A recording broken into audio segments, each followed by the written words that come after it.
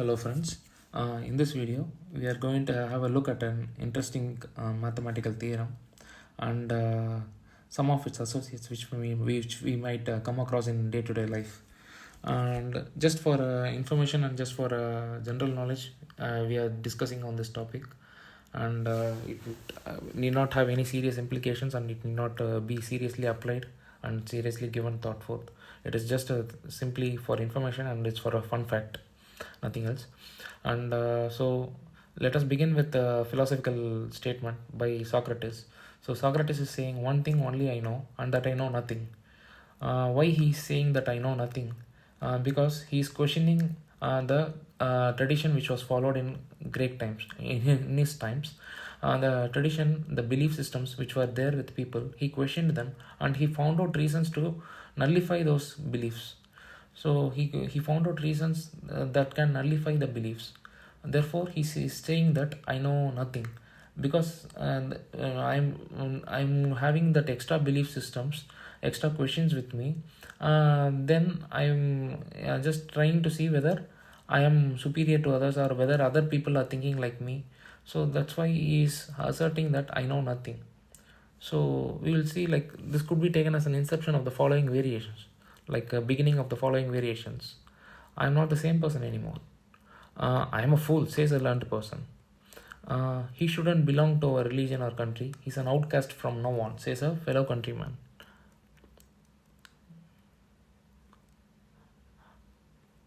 And wow, from now on, I will be part of a God's plan. So I am not a theorem of the formal system, says a theorem. So this is what the Gödel's incompleteness theorem says.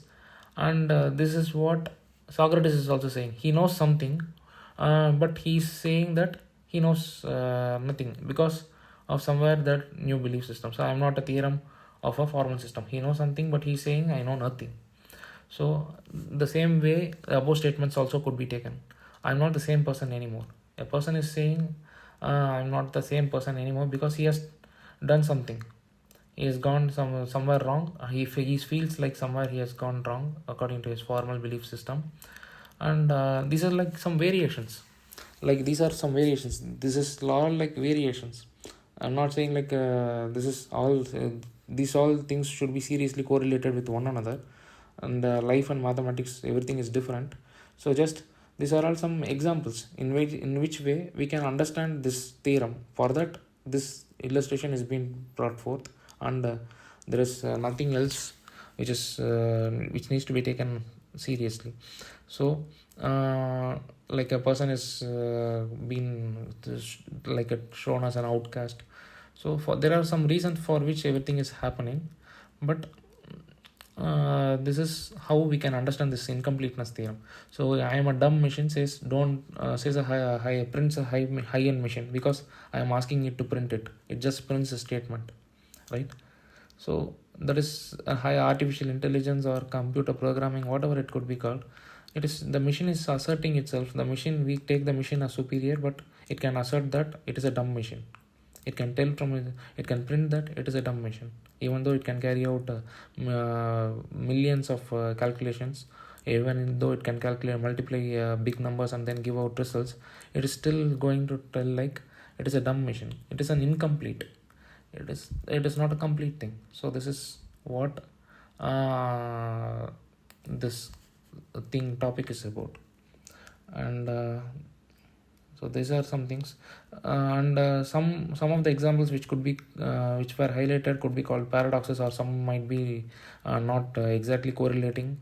Those things were drawn from my just own thoughts. So it is not drawn from a actual textbook. So some of the examples which are like highlighted could be paradoxes. So the last one especially, like a TV watcher saying that it is a stupid TV box, is a paradox.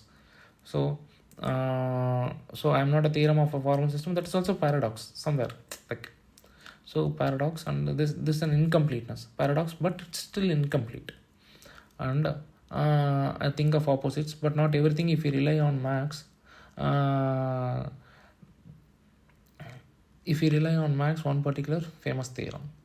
So Gödel's incompleteness theorems. So an a computer can speak of itself.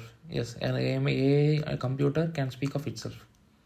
Can a mathematical statement speak of itself too? Yes, states that theorem.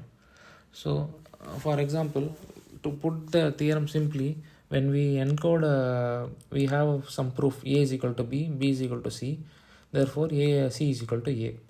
When we assign some character values to a, b, c equal to sign, we will get the proof. We will have a statement. Each statement will have one value, and in somewhere, if we are going to stay like this is the encoded value is being said as we are encoding the value, and then one of the statements it is saying that encoded value is wrong. That this encoded value is not equal to 0. It's not, this encoded value is wrong. So this encoded value, if you see, that encoded value is nothing but part of the proof system. A is equal to b, something like that. A is equal to b or b is equal to c. That there is an encoded value. That encoded value is not wrong, but the mathematics, it can say that that is correct. As per mathematics, that doesn't equal to 0, then that is not true.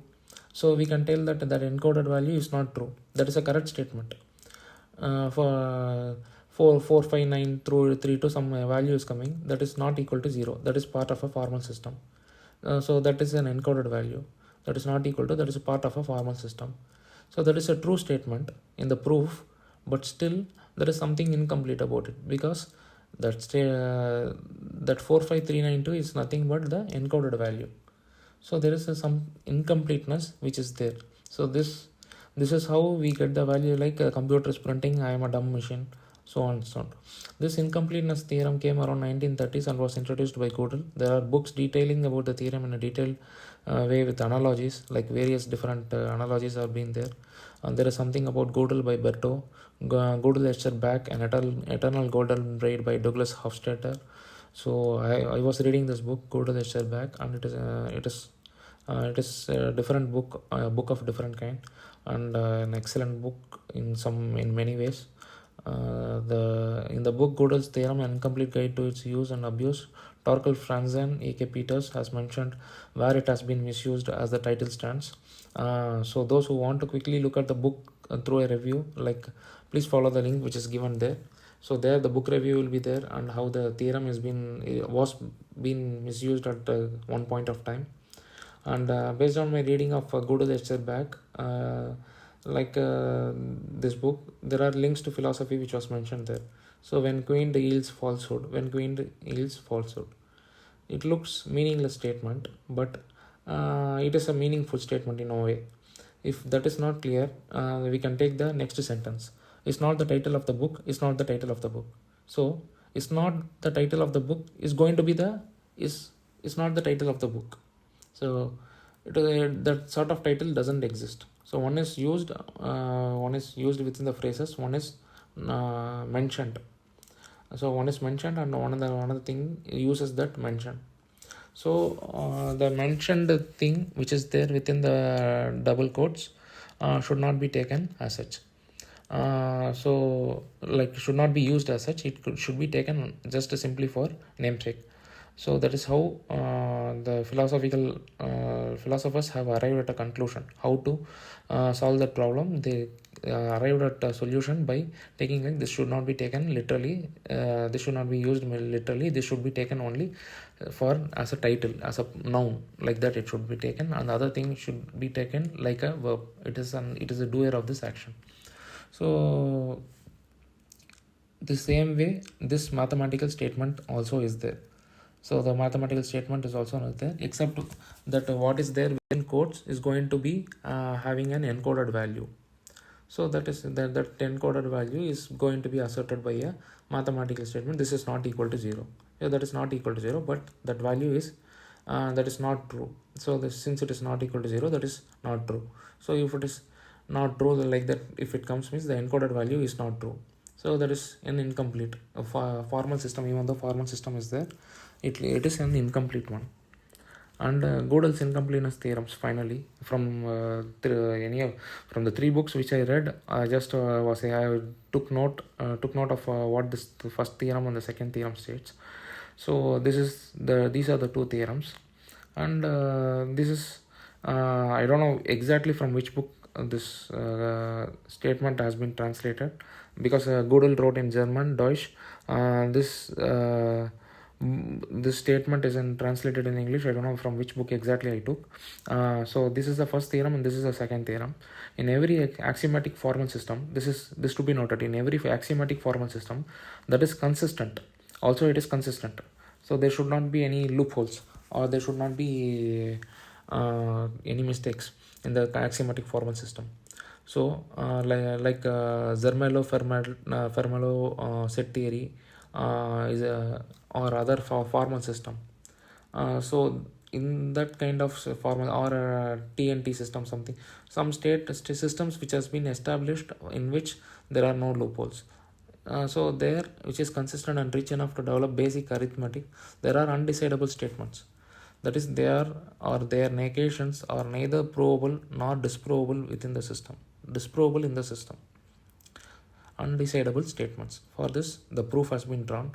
The proof is similar to that encoding, ASCII encoding. Gödel's second incompleteness theorem is, if S is a sound formal system capable of expressing a certain amount of arithmetic, then S cannot prove its own consistency.